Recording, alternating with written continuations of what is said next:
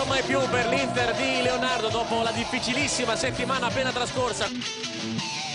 Vietti ancora indemoniato il capitano dell'Inter, riesce a passare, tocco su Eto'o, si gira Eto'o, vede la porta, prova a caricare il destro, Sorrentino blocca senza problemi.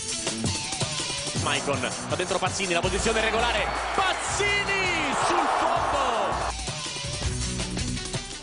Riparte Ranocchia rischiando tanto, Moscardelli frappone il corpo, poi cerca di calciare addirittura con Pellissier lì a fianco.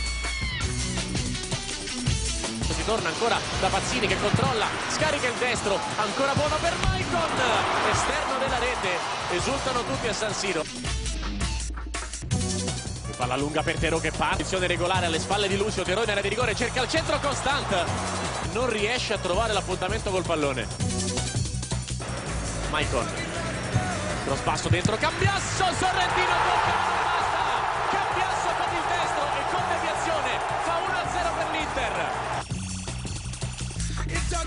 Marcolini che è un buon sinistro, già testato qui a San Siro, è scivolato Maicon in mezzo, la palla per Jokic arretrata verso Pellissier che sbaglia un gol incredibile per un giocatore come lui. Sardo dentro a cercare Uribe, grande aggancio di Uribe che colpisce l'esterno della rete, ma il controllo è stato da grande giocatore.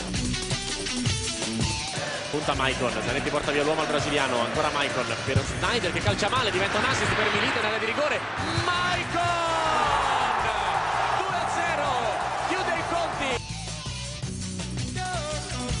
Diego Motta dentro per Maicon che cerca addirittura la doppietta, poi Jokic regala a Milito che per poco non trova il gol del 3-0.